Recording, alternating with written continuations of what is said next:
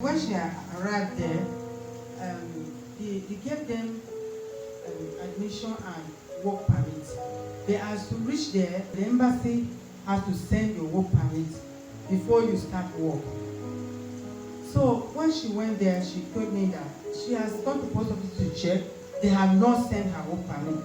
So Tuesday when we left here, I want to meet Daddy in the office. I explained to him that my daughter has gone to collect form for work.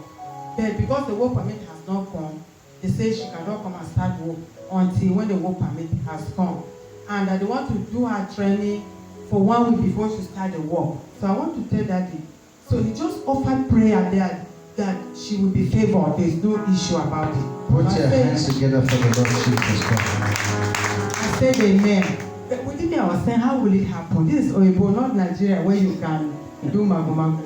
So I went home. So when I went on Thursday last week, my daughter told me that she just want to submit the form without anything. So they called her to come and start work on Saturday. No training, no work permit. Put your hands together for Jesus.